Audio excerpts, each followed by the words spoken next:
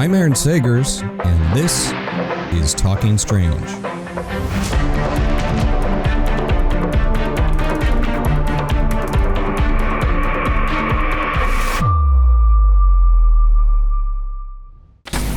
Hey there, spooky nerds, and welcome back to Talking Strange, the paranormal pop culture show. I'm Aaron Sagers, and I am in a haunted bedroom, a haunted mansion in New Orleans, the Parks-Bowman Mansion in the Garden District of the Crescent City. And this late 1800s constructed mansion is quite large, quite massive, and filled to the brim with arts and artifact and all sorts of fun visual feasts, including right over my shoulder, we've got a creepy child statue there. But lots to look at, and haunted by numerous families have lived here throughout the years. So lots of stories coming out of this location, and I've been here for a few nights, doing some investigations and exploring, as well as enjoying New Orleans itself during Halloween season. You know, there's a lot of great times of the year to come to New Orleans, and this is, I would say, probably top two. This and Mardi Gras, and then Jazz Fest, and then pretty much every other time of the year. Okay, New Orleans is great.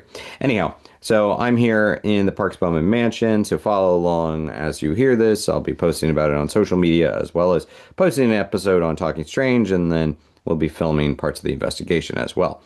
But yes, as I am recording this, it is just a few days out from Halloween, and this is a little intro piece to an interview I conducted last month. It kind of took me a while to get around to posting this, but in this episode I'm talking to my dear friend Amy Bruni. Of course, you know her as the host and executive producer of Kindred Spirits, along with Adam Berry.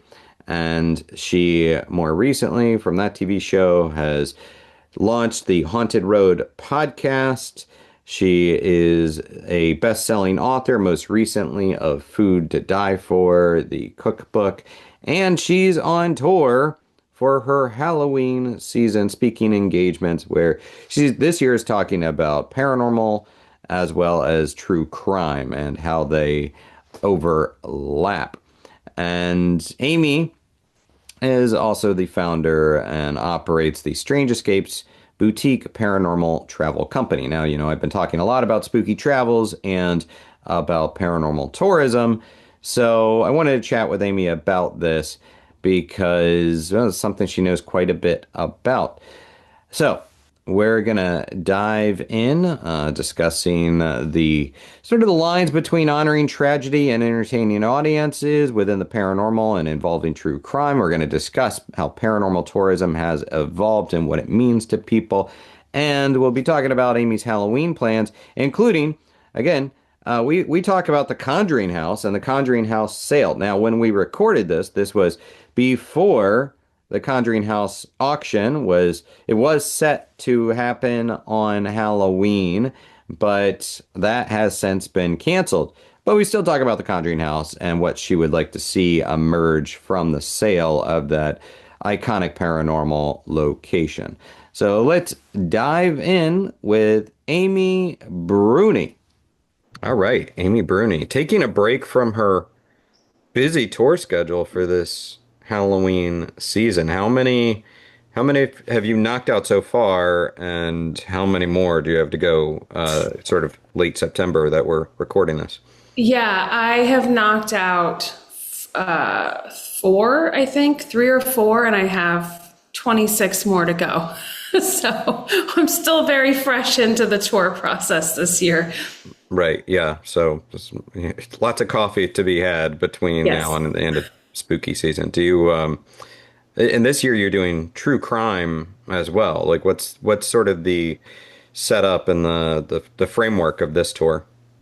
Well, I love all things spooky, clearly, and I love lecturing on paranormal happenings. And so every year I try to mix up the talk a little bit because a lot of people do come back. So this year I went ahead and incorporated true crime related hauntings. So we kind of go down this whole of like talking about the crime itself and the history, and then we talk about the location and the hauntings taking place there, and then I play actual evidence from each location so people can see, listen to EVPs and see some cool videos and stuff. Yeah, from your perspective, and this is something I feel like I've talked about this with you, but also some of our colleagues about what do you think is the approach, not just for you, but kind of what you like to see out there when discussing true crime and then as it relates to the paranormal, because let's face it, it's quite easy to move into the territory of gratuitous and insensitive, and in some cases, people still have relatives that are alive out there that are connected to these crimes. So what is sort of the balance to talk about this without maybe going in that direction? I try to stick to kind of historic crimes, things that go back a little bit. I feel like if there's some distance between, time-wise from us and when it happened, it's a little easier to digest. I don't do any like fresh true crime stories. That's not to say that there's not hauntings that have resulted from those, that I've investigated in the past, but if I'm doing like an entertaining evening for people, sometimes these are in locations where they're having dinner and whatnot, I don't want to, it's definitely morbid, but I don't want to go down this path of, things that have happened recently. And so I try to keep my murder as tasteful as possible. Murders as tasteful as possible. That's a tagline for the poster, if anything. And also I don't want to put words in your mouth, but I feel like knowing you, I know you investigate already with a sort of an empathetic mindset. So you can talk about these things without also while maintaining the awareness that if you're talking about a ghost, or even if you are talking about people who have passed away, whether they're ghosts or not, preserving that humanity of the person who has passed on. So I don't know. It's sort of like it when you see it and when you feel it. But, if you're at a location where someone died horribly due to an axe murder, you're not swinging around an axe and having a jolly good time with that. Right. No, I do touch on that quite a bit during my lecture. It's actually surprisingly comedic, which is weird, but there are a lot of laughs, but I also dial it back and we have these moments of like, let's actually think about what happened here and how we're handling it and how we're investigating it, how we're retelling it, and just kind of how sometimes the paranormal can be important in remembering history, and so we don't repeat it, and so yeah, it's a very delicate balance that I try to strike. But as you know, and as you said, I do really try to focus on sympathy and empathy during these, whenever you're involved in some sort of haunting, because there was inevitably death with all of them, right? So there's ways to do this that are tasteful. I kind of weirdly think of it in the same terms as I think of, and there is a connection here, as I think of how I communicate with like my Alexa or AI devices, because it's really easy. If you start forgetting the humanity of someone from the past, or in my opinion, if you start getting a little too rude with your AI devices, it starts creating this separation. It becomes a little bit easier each time to forget about that humanity and remove yourself from that kind of humanistic approach. That's why I thank my Alexa, I guess, every time. That's what I try to do. Sometimes thanks for the weather forecast today. Yeah. That was lovely of you. I just check in sometime and be like, "You doing good, Alexa?" Like, that's better than my child that just asks her to make fart noises all day. So, well, that's also fun. I honestly haven't thought about doing that, but now you will. Now I will. I wanted to talk to you. I mean, you're already touring around a lot with this speaking tour, but primarily I wanted to talk to you about about paranormal tourism and specifically Strange Escapes. So Strange Escapes, of course, is the paranormal tourism event company that you launched. How long ago was it that you launched it? I launched that in 2014. 2014. So, yeah. Wow, so I missed the anniversary of Strange Escapes. I don't know what you get for your 10-year paranormal tourism anniversary, but I sort of missed it too, to be honest. I was like, oh, I guess this has been in business for 10 years. Well, in early days of like a business, you're just hoping to do another one and then another one, and you're like, let's see how this goes, and then it just kind of keeps going, and so now 11 years later, Yeah. the in that time, I know it's probably difficult to put a number on it, but how many tours have you organized by this point? Oh, dozens. I mean, it really depends on my busyness on other projects the rest of the year. But like if I have a year where I have the time, I can do anywhere from 4 to 6 tours. And then there's some years where there's only one or two. But yeah, there's definitely been dozens at this point. Would you say, what would you say is sort of the percentage of the repeat travelers or escapees, as you call them, versus the newbies? I mean, we just finished up Gettysburg last weekend, and I would conservatively say that 60 to 70% of our travelers were repeat business at Gettysburg. So they come back again and again, and sometimes they'll do the same locations again and again. Hmm. It's been a couple of years since you've done Gettysburg, but I know that that has been a location you've held events at multiple times. So, what are the locations that tend to be the most popular for your events? And do you have any insight as to why those tend to be the popular ones? I think well-known haunts are what people want to see. And I think they also look for locations that are easy to get to, from a flying or traveling perspective. They also like things that are very centralized. So you're not going all over the place. If you have like a really large, like I do a lot of events at the Mount Washington Hotel in New Hampshire. People will arrive there on Friday and they do not leave again until Monday morning. They don't have any need to even go outside half the time, and so they're looking for a place where they can have a great home base. The nice thing about Gettysburg is they have a really lovely downtown. And so we do our investigations downtown. The hotel is downtown. So in between, lectures and activities, people have time to just walk out the door and go explore. And so that's really key. And I mean, like we have a Queen Mary event that's happening in January. And that's another one where people can just get there and they don't have to leave. And that one sold out within 2 weeks. And that, they eagerly await some of these locations, and they just, as soon as they're announced, they're gone. Hmm. Well, obviously, there's other people out there that host events in Gettysburg, or you can do ghost walks, but also you can do ghost events in Gettysburg. So, what do you think is sort of the Strange Escapes approach that differentiates yourself from other companies out there? What are you doing differently? Well, I think it's the quality of the event itself, and it's kind of more of a boutique experience and more of a retreat as opposed to like a full paranormal convention all weekend, which I enjoy those too. I go to those myself, or I'm hired to speak at them. And sometimes I feel like those are just so immersed in just like all paranormal all the time. Sometimes there's a lot of people at them. And so Strange Escapes, I keep them small. They tend to cost more because of that. And I tend to have them kind of, I think of what experience I would like to have. I would like to go to a nice hotel and go to a place with a spa and go to a place where, I try to think of it like as a paranormal vacation. And so I think that's it. And then also I'm very, very choosy about my presenters and my speakers. I really do try to bring quality lectures to each of these that people will want to travel to see them. I try to find people that aren't at every other paranormal event, people who don't do a ton of events. And so it's kind of a novelty to be able to see them speak, that sort of thing.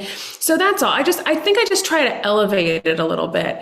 And I think that has something to do with it, but whatever, it's working, whatever it's working. Yeah, and I mean, you've kind of mentioned this idea of like being at a hotel where you either can stay there or there's stuff to do in the area. And it doesn't seem like so far you're saying that it has to be the biggest, baddest or scariest haunting in order to make a location successful? Not at all. And I find that a lot of the people are coming just as much for the history and the tours and whatnot as the ghosts sometimes. And they want to be comfortable, So like if we do an event or a retreat at a location that features, something like an asylum or an old hospital, we have most of our events off site and then we travel there just for the investigation. So everyone is still really comfortable and in like a nice location until it's time to get dirty, and then we go investigate, and we usually have like shuttles and things that take them back and forth to wherever that might be. But I try to make sure that everyone is in a place where they don't feel like their schedule is jam-packed. They can come in and out to lectures as they please. I try to make it as relaxing as possible, if that makes sense. Yeah, if you were to say that I'm just thinking about outside of being in the haunted locations, the time spent listening to lectures and then hanging out with one another, like other attendees, and sharing conversation and sharing ideas, that's as important or more important than the hauntings. Oh, absolutely. Like for example, I think the investigations definitely get people in the door. They really want to get into these places and look for ghosts. And then once they get there, I think they realize like, oh, there's actual community here. And these are people that I can talk about weird things with all weekend. And I'm making lifelong friends. We've had people get married. And I think they're surprised that their favorite part isn't always the investigation. It's just being able to speak with like-minded people in a space where it's easy to do so. And I love that about that. And I think, and they, like I said, that's why we have so many people come back again and again. Come back to your events, but why do they want to keep going back to the same location? If they've already been there, done that, what's the draw to keep returning to that same location? I think it's the event itself and that kind of sense of community, and I think they get nostalgic for it. It's, some places they just love, like, I mean, even from a personal level, I could go to Gettysburg again and again. That is one of my favorite places to just go visit. And I love having events there for that reason. The Stanley Hotel, for example, is one that we did for many years, and people go back to that one again and again. And, and so there's just certain locations that they feel really comfortable in, and they don't want to miss it. Mm-hmm.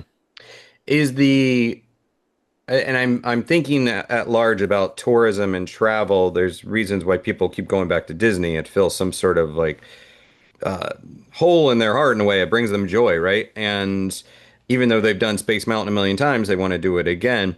From an investigative standpoint, is there a draw, you personally, but also if you can surmise from your attendees, like this draw to like, they get like a little bit of that hit from a investigation, from that paranormal activity, and then they want more of it. They want to go back and see if they can pursue that investigation at that same spot, be it Gettysburg or Mount Washington or wherever? Yeah, I mean, I think sometimes that is it, that they love the investigation itself, and they have, they get really great activity somewhere, and so they want to go back and experience it again. But I really, it's funny because when I ask, and when we do like surveys after, when we ask people why they come back or what what their top reason is for coming back, it's almost always it's almost always the community of it. And very rarely do they cite the investigations itself, which I think is so interesting. It's that they love the history. They love exploring. They love being around people who are like them. They love getting the opportunity to investigate these places. It's like the package as a whole is what they really enjoy. They also enjoy that it's very organized. Like, I've been doing this long enough that these events they go off without a hitch. Like, everything is on time, everything is scheduled really well. And I think they appreciate that a lot too. Well, yeah, so Strange Escapes being now 11 years old, but you started with Ghost Hunters in 2007, and then you produced and launched Kindred Spirits, and now I know you have the Haunted Road podcast and a whole lot of other stuff, Paranormal Circle. But from when you began, how would you describe the evolution of paranormal tourism? 2000, when you started on the shows, I know you were involved in the paranormal prior to that, but how would you track the evolution of paranormal tourism? It's interesting because I think now people are taking notice of it. I think before, some locations didn't quite understand why it could be a draw for them or what the benefit would be. And some of them were even sort of afraid to have ghosts be associated with their hotel or their little town or whatever. And, there have been places that I've reached out to and they are like, we want nothing to do with this because they are afraid of paranormal tourism. But then I've had others that, and I've even gone to lecture like historical societies and tourism bureaus on this, but there are others that start kind of seeing the numbers for other locations, or they're seeing the pictures of, 300 or 400 people at a big, lavish party. And they're like, wow, they sold out that hotel with, 300 rooms for 4 days for this. Like, how do we get in on that action at our haunted hotel? And so more and more of them are approaching me or becoming more open to it. Like the Queen Mary, for example, they came to me and asked me to, I had hosted many events with them, but they hadn't done anything since before COVID because they had closed down and had all this. But they reached out to me and said, would you like to come back? Because they knew that it's good business. And so that's been really hard. That's been nice. But it also opens that door of like, teaching them how to do it respectfully and with kind of highlight their history and whatnot, like teaching them that this audience doesn't want things faked or embellished. You don't have to make up ghost stories. You don't have to make up ghosts. Like, they want to know actually what happened there and they want to hear real encounters. And it might be backtracking just a little bit, but you had mentioned the community aspects a handful of times now. That's maybe what keeps bringing people back, and then they notice how great it is to communicate with other fellow weirdos. But what about getting them in the door? How much of it do you think is people coming to your events, but just also at large when they start investigating and going to locations? How much of it is like pursuing something deeper, maybe wanting a connection with someone on the other side versus wanting a thrill versus something else entirely? What do you think the breakdown is as far as people coming for that first time? I think it's wanting to do something different and strange. And, they're a fan of paranormal shows. Maybe they've read a bunch of paranormal books. Maybe they just have always had an interest in ghosts, even from a fringe outlook, like it's not something they're super hardcore into. And, when I advertise Strange Escapes, I never post the speakers on all of my advertisements. I try to coax people with just the location. That is how, you'll notice you'll never see my speakers on, when you go to the website, they're all there.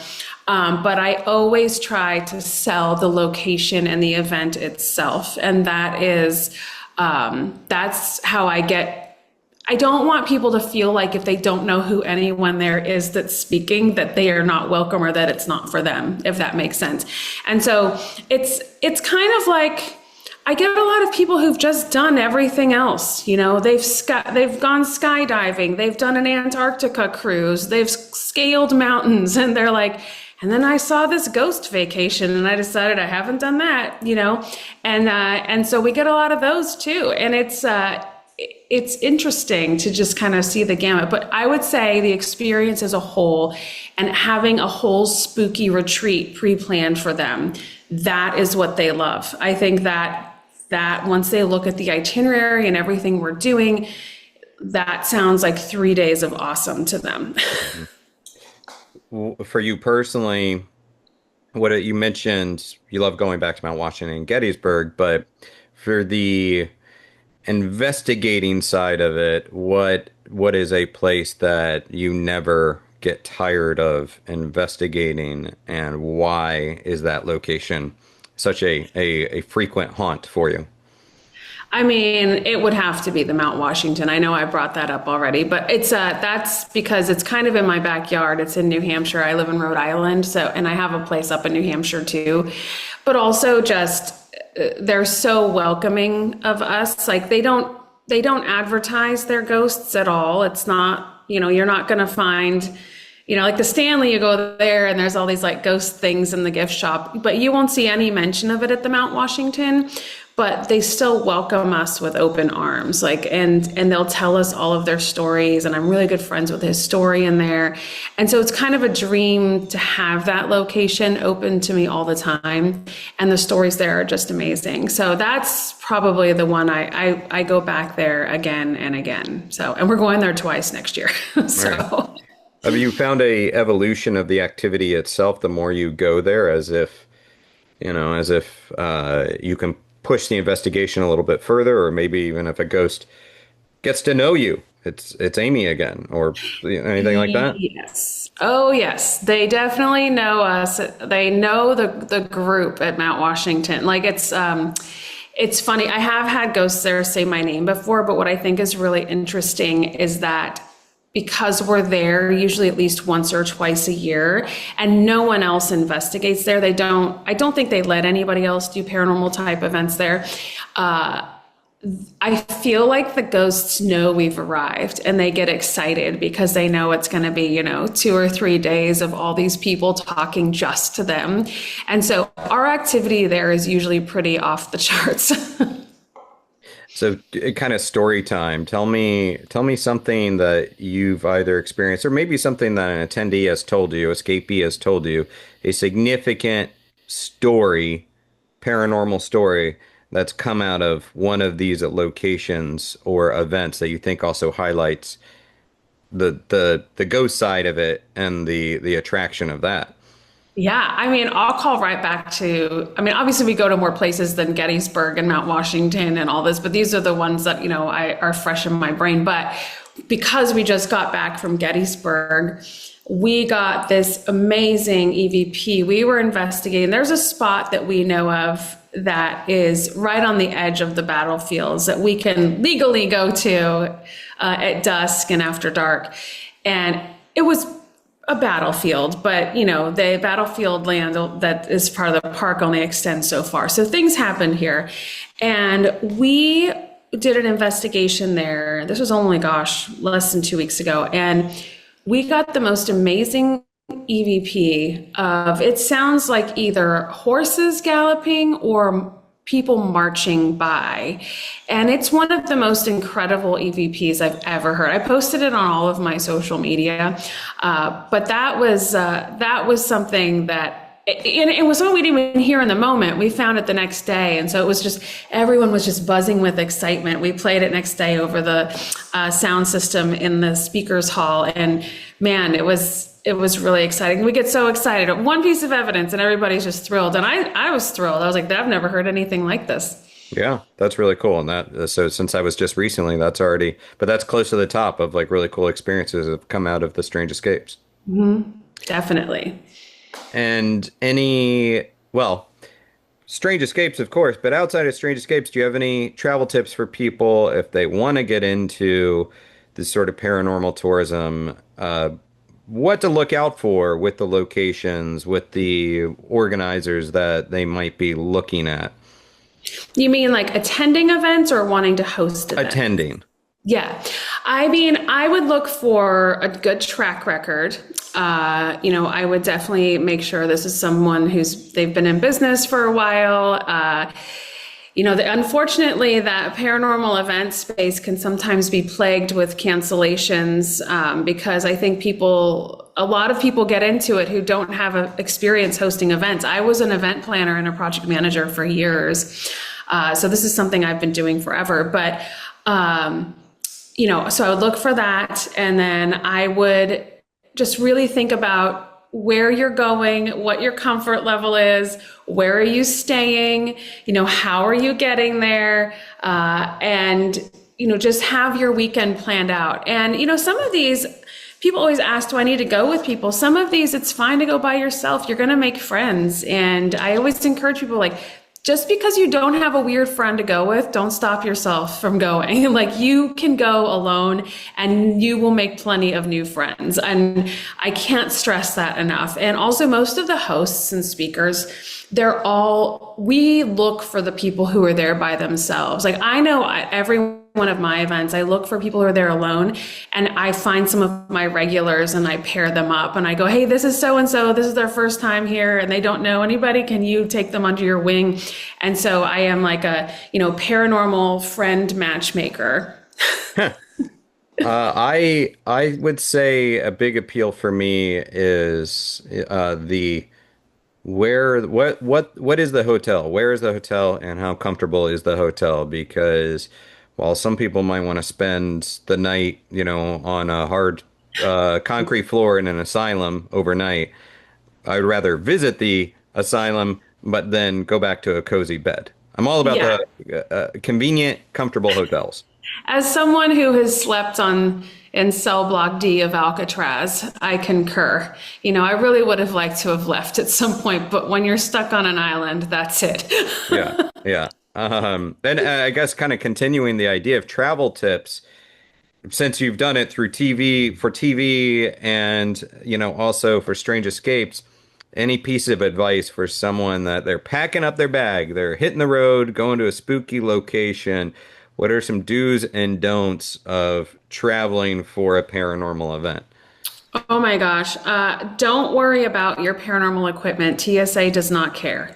People always think TSA is going to stop them if they bring gadgets and gear. They don't. I have never been stopped by TSA for any of my gadgets. And I've heard the same from many other people. And I mean, obviously you would think this would naturally, but it doesn't. Look at the weather where you're going and think about where you're going to be, if you're investigating and it's overnight. Like if you're in a place like Waverly Hills, which we've done Strange Escapes at in the past, and you look at the overnight low and it says it's 60 degrees. I can guarantee you it's going to be 10 or 15 degrees colder inside Waverly Hills. And so make sure and it's going to be wet and muggy. So make sure you are packing for your surroundings, because one thing about investigating is many of these places are not climate controlled. They don't have electricity. And so just be ready for that. Dress in layers, things like that. And bring a good flashlight. Your phone flashlight is not always the best way to go. I'm trying to think of some other travel tips. Snacks are very important, because a lot of times you get out of your investigations at 2 a.m. or midnight or whatever, and if you're in a small town, nothing's open. I don't know, you might have some to add to that too. You travel as much as I do. I think the layers is definitely a good note, because you could be in a location, again, Mount Washington, where you could be investigating within the hotel, which gets quite warm during the colder months inside. But then if you're outside, it gets quite cold. And Yes. maybe that's also, I would say, carry a good kind of thermos or water bottle that can also contain hot liquids, so you have some hot cocoa or tea or whatever to warm your body. Yeah, I agree. And then also just look at other things locally too. Don't just stick to the paranormal stuff. If you're traveling somewhere, there's got to be other interesting things to see, and most ghost people are history lovers, and a lot of these places we go are super historic. So Yeah, and it's I mean, a not insignificant financial investment for people that are coming to these tours, right? Because not only do they have the tour, but or the event, but they tend to build out things on either side to extend that stay. So this is a this is not just a passing whimsy. This is a investment for folks. It is, and I feel that way, like especially with Strange Escapes, because I'm well aware that our retreat prices are a bit higher because they're smaller, and not the cost of putting one of these on can be exponentially pretty high, and so I always take into account what people have paid to get there. That not only their price to the retreat price itself, but also rental cars, flights, the hotel stay, their food. And I am so aware of that the whole time. And I know some people have saved and saved, and that this is like a one-time experience for them. And so I'm so respectful of that. And I really do try to just give them like the experience of a lifetime because of it. And so I think anyone who does these events should always just kind of respect what people have spent and what time they have put into it. And I think also the same goes for attendees. They have to kind of look around them and go, we've all collectively put a lot of effort into this. Like, let's work together and make sure we all have the best time. Hmm. And it's year round. I mean, you're Yeah. proof of that. Your company's proof of this. This is not just a Halloween season pursuit. No. Not at all. Not at all. And, sometimes people will, I try to think of like places that people will want to go at certain times of the year too, like we're going to Hawaii in January, that kind of thing. Hmm.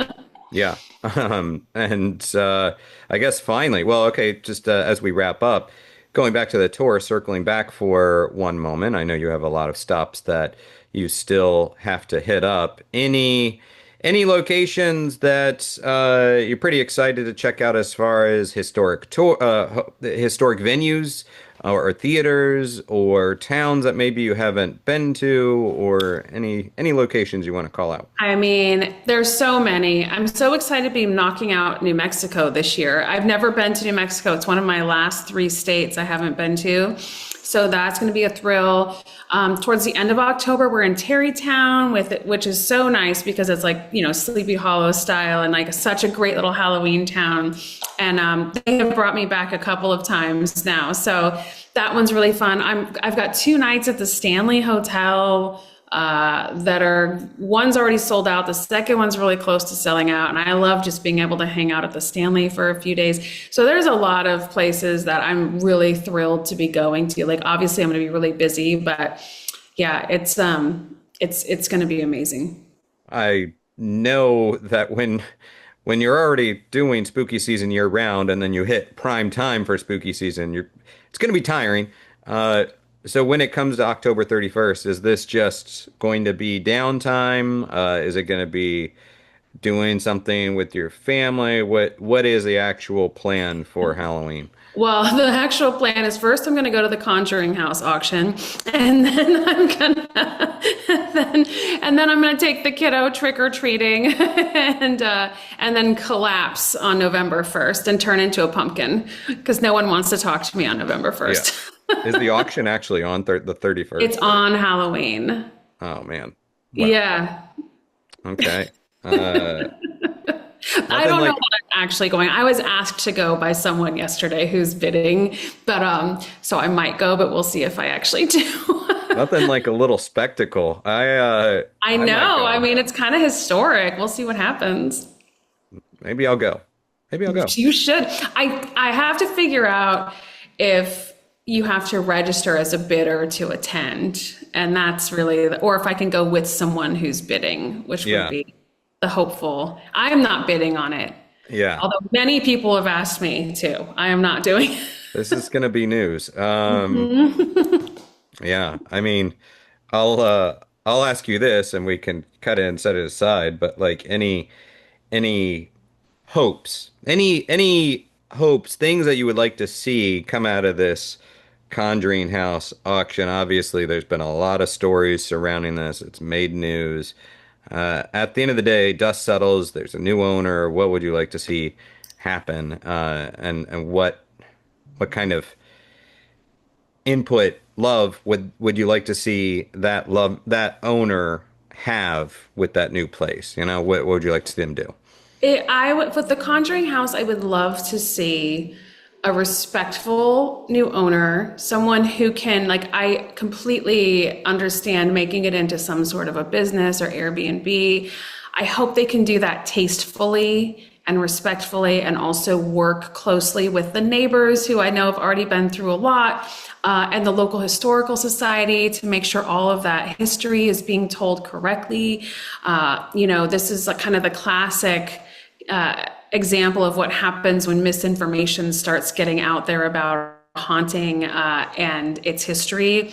And so I think that this is a huge opportunity for someone to kind of course correct what's happened there in the past and just do it respectfully again, and just use it as a big learning experience. I mean, in my perfect world, someone would just buy it and turn it into a nice little French cottage or something and close it up forever. That person, I would wish it was me, but I do hope that whoever gets it can just kind of treat it the way it should be, and just get that history right. That's probably my most important thing. As someone who, like, personally, when we did Kindred there, we did film an episode of Kindred Spirits there.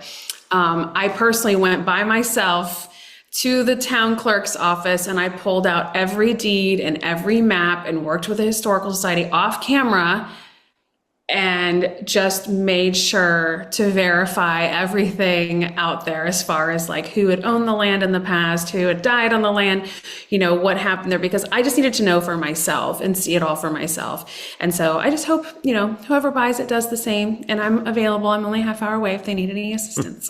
There is a lot of ghost lore that gets wrapped up in that house, and in so many of these, it's almost like the more famous it becomes, the more lore gets attached to it that may not be historically or factually backed up. And and I remember that was actually that was a 2019 episode of Kindred Spirits. That's when you also brought together the family on camera to investigate, correct? Yeah, we brought almost the whole family back for the first time since they had moved out. And it was actually a really great experience, because not only did we have really awesome activity, but it was kind of happy. They were telling us so many memories in the home, not just like haunting things.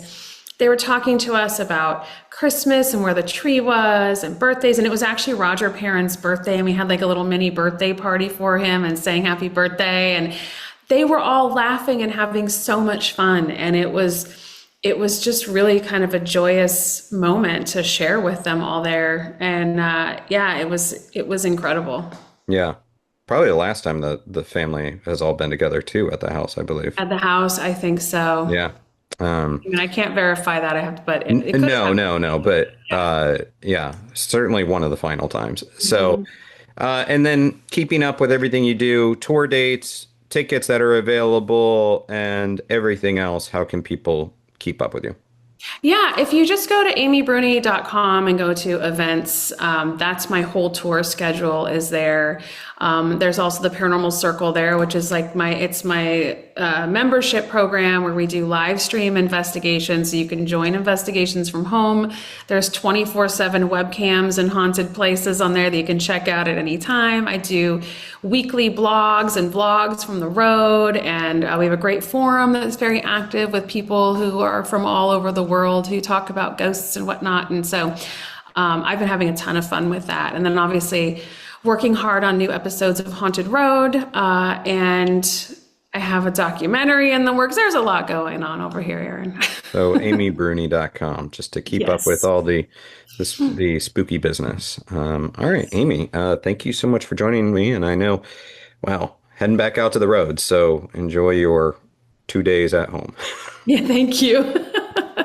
And that was my buddy Amy Bruni, of course, from Kindred Spirits, from the Haunted Road podcast, from best-selling author, most recently Food to Die For. Also, she runs the Paranormal Circle membership platform, and she is out on tour. Let me know if you've seen Amy on tour and what were some interesting tidbits or stories that you picked up from her speaking engagement.